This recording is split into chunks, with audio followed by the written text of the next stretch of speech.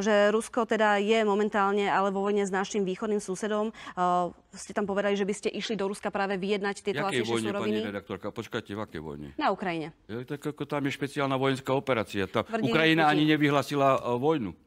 Ukrajina nevyhlásila vojnu. Držme sa medzinárodného práva. Dobre, Putin urobil špeciálnu vojenskú operáciu na Ukrajine napriek tomu... s chartou OSN.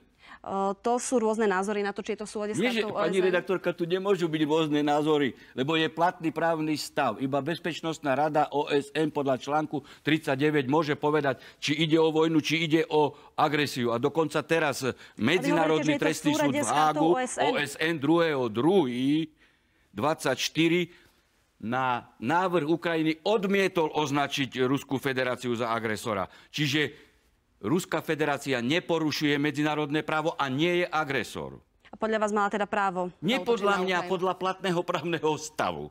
Mala právo zaútočiť na Ukrajinu? No samozrejme, že mala právo, lebo tu boli Minské dohody, ktoré garantovali Luganskej a Donetskej republiky samostatnosť, lebo neuznali vojenský teroristický protiústavný puč v Kyjeve v 2014 roku. Minské dohody garantovalo Nemecko, Francúzsko a Petro Porošenko, Ukrajina, že tieto republiky, respektíve samostatné jednotky, dostanú samostatnosť a bude sa Ukrajina federalizovať. A namiesto toho banderovský, fašistický režim ukronacistický začal vraždiť civilistov na Donbase. Zavraždil vyše 14 000 Čiže toto je podľa vás teda dôvod, starcov. prečo ja to chcem povedať, to chcem dokončiť, pani redaktorka, pretože Minské dohody neboli garantované, hoci ich schválila Bezpečnostná rada OSN, stali sa súčasťou medzinárodného práva, stali sa súčasťou ukrajinského právneho poriadku a režim vraždil 14 000 civilistov.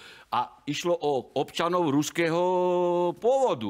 No a samotné Nemecko, Merkelová, Hollande a Petro Porošenko povedali, my sme nechceli dodržiavať Minské dohody, my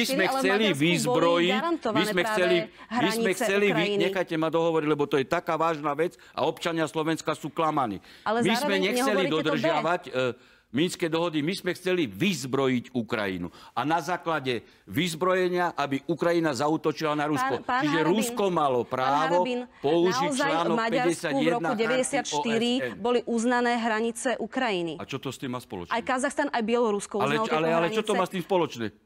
Čo s tým chcete povedať? Veď to nikto nespochybňuje, že boli uznané. Napríklad anexovali Krym. Na to nemali právo. Akože nemali právo? Veď podľa ukrajinskej ústavy mohlo byť vyhlásené referendum. A referendum bolo... Nemali právo. Áno, mali právo podľa ukrajinskej ústavy. Právo na sebaurčenie. Pán Harabín, toto je teda váš názor. No nie, to je platný právny stav. Je to naozaj váš názor. To je platný právny stav, pani redaktorka.